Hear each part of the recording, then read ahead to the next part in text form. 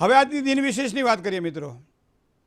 નાનપણથી જ્યારે એક સુભાષિત સાંભળતા કે ગંગા પાપમ શશિતાપમ દૈન્યમ કલ્પતરુસ્તથા પાપ તાપ ચ દૈન્યમ ચ હંતિ સાધુ સમાગતઃ। હકીકતમાં સંતના મહિમાને વર્ણવતો આ સુભાષિત છે, પણ એમાં આવે છે પ્રથમ શું આવે છે? ગંગા પાપમ, ગંગાજી પાપનો નાશ કરે। અને આવા સમયે આપણને એમ થાય ગંગાજી પાપનો નાશ કઈ રીતે કરે? તો ગંગાજી એ પતિત પાવની શા માટે કહેવાય છે? ગંગાજી ભાગીરથી શા માટે કહેવાય છે? ગંગા મંદાકિની, અલકનંદા, અલગ અલગ પ્રકારના નામ છે। પણ પૃથ્વી ઉપર જે અવતરણ માં ભગવતીનું થયું ભાગીરથીનું, એનો મહિમા શાસ્ત્રમાં અલગ રીતે વર્ણવવામાં આવેલો છે। અને માટે પતિત પાવની ભગવતી ભાગીરથી। સામાન્ય રીતે શિવજીના મસ્તક ઉપર ગંગાજીને આપણે જોઈએ છીએ, અને એ શિવજીના મસ્તકમાં જટામાંથી એક લટ છોડી અને ભગવાને ગંગાજીના પ્રવાહને વહેતો મૂક્યો, અને ભગીરથની કથા આપણે જાણીએ છીએ। પણ આ ભગીરથનું પૌરાણિક મહત્ત્વ શું છે? બીજું, કળિયુગમાં એમ કહેવાય છે દર્શન માત્રથી પાપનો નાશ કરે એવા ગંગાજી શા માટે છે? તો મિત્રો બહુ સરસ વાત છે। કોઈ પણ કર્મ જ્યારે કરતા હોય, એ કર્મકાંડ જ્યારે કરાવતા હોય ત્યારે એ જે આપણા જે ભૂદેવ છે, ભૂદેવ 3 દેવી દેવતાઓનું સ્મરણ કરવાનું આપણને કહે છે। કારણ કે જલાધિનાથાય નમો નમસ્તે, આ જળની અંદર 33 કરોડ દેવતાઓનો નિવાસ થાય। હવે એના માટે 999 નદીઓ અને 7 સમુદ્ર આવી વાત આપણને કરે કે આ કળશની અંદર સ્થિર થાય પછી જ ભગવાનનું આપણે ભજન પૂજન કરી શકીએ। અને એમાં 3ને પ્રાધાન્ય આપવામાં આવ્યું છે। એક ગંગાજીને પ્રાધાન્ય આપવામાં આવ્યું છે, કારણ કે ગંગાજી એ પાપનો નાશ કરે છે। અને એટલા માટે એમ કહેવાય છે કે ગંગા એ જ્ઞાનનો કાંઠો છે।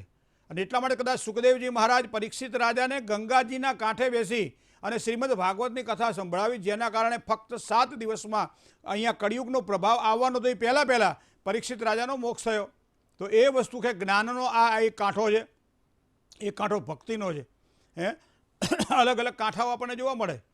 તો અહીંયા મારે વાત કરવી છે ગંગાજીની। તો ગંગા પાપમ, તો દેવી સુરેશ્વરી ભગવતી ગંગે ત્રિભુવન તારિણી તરલ તરંગી શંકર મૌલી વિહારિણી વિમલે મમમતિ રસ્વામ તવ પદ કમલે। તારા પદ કમલમાં આવવાથી મારા પાપનો નાશ થાય છે, મારા સંતાપ ઓછા થાય છે, મારા બધા જ જે દુષ્કૃત્યો છે દુષ્કૃત્યો બળીને ખાખ થઈ જાય।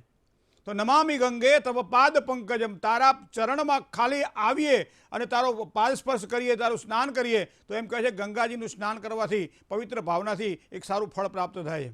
તો ગંગા પાપમ, ગંગાજીનું તમે આચમન કરો તો સારા પાપનો નાશ થાય છે। ગંગાજીનું તમે સ્નાન કરો તો પાપનો નાશ થાય છે। યમુના મહારાણીનું તમે પાન કરો તો એમ કહેવાય છે પાપનો નાશ થાય છે। અને પાપ તાપ ચ દૈન્યમ ચ હંતિ સાધુ સમાગતા, પાપ તાપ અને દીનતાનો જે કહેવાય જે દૂર કરે છે, અને સાધુનો સમાગમ છે। અને મોટા ભાગના આપણા સંતો આપણને નર્મદાના કાંઠે એમ કહેવાય છે કે એનો ઇતિહાસ આપણે જોઈએ ત્યારે ખબર પડે કે નર્મદા છે ને એ સામાન્ય રીતે મોક્ષનો કિનારો છે। અને એટલા માટે કીધું છે કે નર્મદા સરિતા શ્રેષ્ઠ સર્વ પાપ પ્રણાશિની, સરિતાઓમાં શ્રેષ્ઠ એ નર્મદા બધાય પાપનો નાશ કરે છે।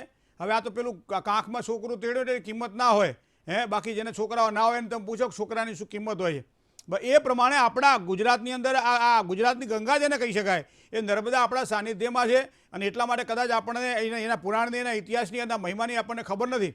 બહુ જ મહિમા કર્યું। રાવણનો નાશ કર્યા પછી બ્રહ્મત્યાનું પાપ લાગ્યું ત્યારે એમ કહેવાય છે કે ભગવાન રામ સ્વયં ગંગા અહીંયા નર્મદાજીના કાંઠે આવી અને પિતૃઓનું તર્પણ કરી અને પોતાના જે કહેવાય ને કે બ્રહ્મમાંથી મુક્ત થયેલા। તો આ બધી વસ્તુઓ આપણને જોવા મળે છે। હવે મિત્રો એક વસ્તુ ધ્યાનમાં રાખીએ, આજે વાત કરવી છે આપણે પતિત પાવનીમાં ભગવતી ભાગીરથીની, ગંગાજીની વાત કરવી છે, કારણ કે શ્રાવણ મહિનો ચાલી રહ્યો છે। અને એવા સમયે ભગવાન શ્રી ભોળાનાથના મસ્તક ઉપર તમે જુઓ ને તો અર્ધચંદ્રાકાર દેખાય, અને એના ઉપરમાં પતિત પાવની ભગવતી ભાગીરથીનું સાનિધ્ય દેખાય।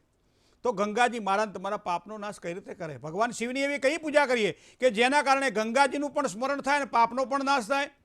તો અહીંયા ગંગાજીના પાપની નાશની જો વાત કરવામાં આવે તો એક સમયે બલિરાજાએ જ્યારે યજ્ઞ કર્યો ત્યારે દાન પુણ્યનો એનો મહિમા એટલો બધો હતો કે આજ પણ બ્રાહ્મણો જ્યારે રક્ષાબંધનના દિવસે રાખડી બાંધે ત્યારે શું કહે છે? ભાઈ પોતાના બહેન પોતાના ભાઈના હાથે રાખડી બાંધે ત્યારે શું કહે છે કે આ ફળ કયું પ્રાપ્ત થાય?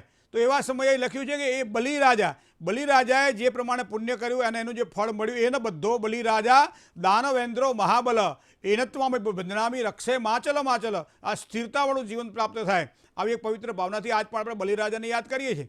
એ બલિરાજાના યજ્ઞની અંદર ભગવાન વામન સ્વરૂપે પરમાત્મા પોતે ગયા છે।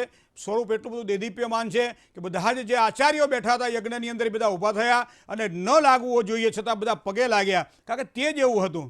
બલિરાજા ઊભા થયા, પગે લાગ્યા, માગવાનું જ, કાકા તો યજ્ઞ કરવા માટે બેઠા હતા અને એવા સમયે માગવાનું કહ્યું ત્યારે કહ્યું 3 ડગલા મને જોઈએ છે. આ કથા બહુ જ પ્રાચીન છે, પુરાતન કથા છે. અને 3 ડગલાની અંદર એમ કહેવાય છે કે બલિરાજાએ સચરાચર માપી લીધું, વામનજીએ સચરાચર માપી લીધું, એમ કહેવાય છે, ત્રિલોક માપી લીધા.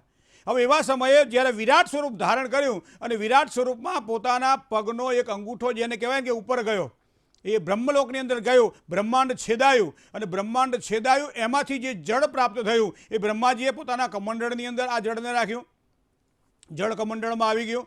હવે યોગ્ય સમય જ્યારે આવ્યો, અહીંયા ભગીરથી પોતાના સગરાદી પોતાના જે પોતાના પૂર્વજો છે એના ઉદ્ધાર માટે પરિશ્રમ કરતા હતા. ઋષિમુનિએ કહ્યું ગંગાજીમાં પતિત પાવની ભગવતી ભાગીરથી જો પૃથ્વી ઉપર અવતાર લે આવે તો તારા આ બધા પિતૃઓનો મોક્ષ થાય.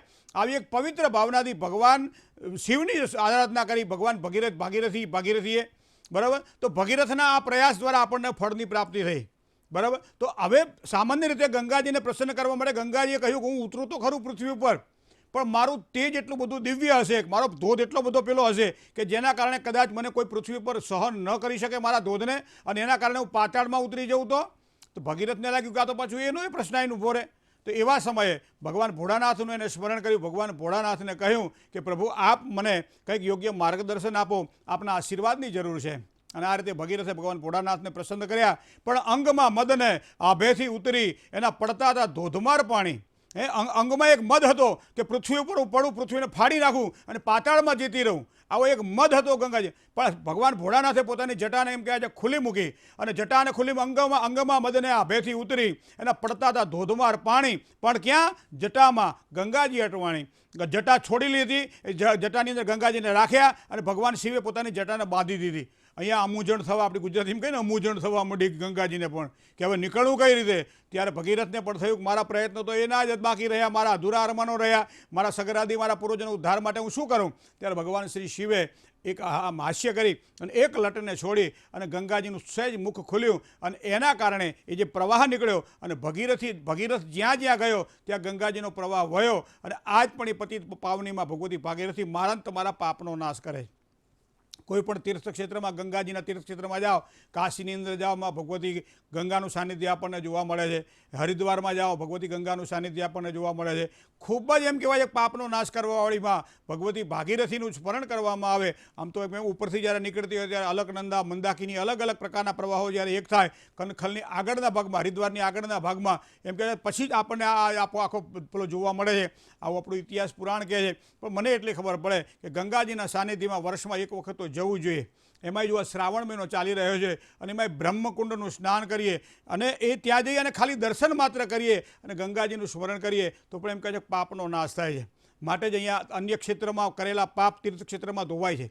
અન્ય ક્ષેત્રે કૃતમ પાપમ તીર્થક્ષેત્રે વિનશ્યતિ. અન્ય ક્ષેત્રમાં કરેલા પાપ તીર્થક્ષેત્રમાં ધોવાય છે. પણ ત્યાં જઈને પણ જો ગંગાજી આપણને ન દેખાય અને સામાન્ય પાણી દેખાય તો સમજી લેવાનું કે હજી આ આપણા જે લોખંડને કાટ ચડેલું છે અને એના કારણે પારસમણીનો સ્પર્શ થવા છતાંય આ લોઢું આપણું હોનું બંધી શકતો નથી. અને એટલા માટે એ કાટને કાપવા માટેનું કદાચ કોઈ જો આપણને ભગવાને આપ્યું હોય તો એ ગંગાજી આપી છે.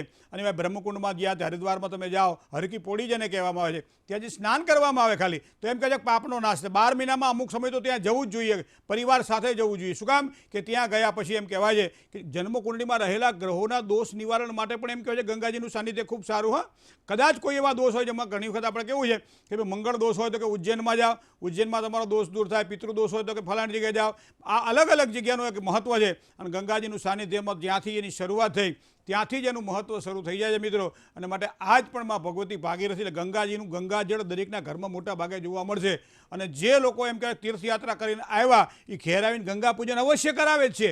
શું કામ? કે ગંગાજીનો મહિમા છે. ગંગાજીને આપણે આપણા ઘરમાં લાવ્યા છીએ અને સરસ મજાના બધા સગા વહાલાઓ, મિત્ર, ઇષ્ટજનો સાથે બેસી અને ગંગાનું પૂજન કરવામાં આવે છે, જેને આજ પણ આપણે ગંગા પૂજન તરીકે ઓળખીએ છીએ. તો મિત્રો આ ગંગાજી આપણા હૃદયમાં નિવાસ કરે અને માં ભગવતી ભાગીરથીની કૃપાથી આપણા બધાના પાપ બળે. કારણ કે ચંદ્રમાં એટલે શીતળતા પણ ત્યાં જ છે, મનની શાંતિ પણ ત્યાંથી પ્રાપ્ત થાય છે. આવા ભગવાન ભોળાનાથના મસ્તક ઉપર રહેલી માં ભગવતી ભાગીરથીને આજ પણ આપણે પ્રણામ કરવા રહ્યા. હર હર ગંગે.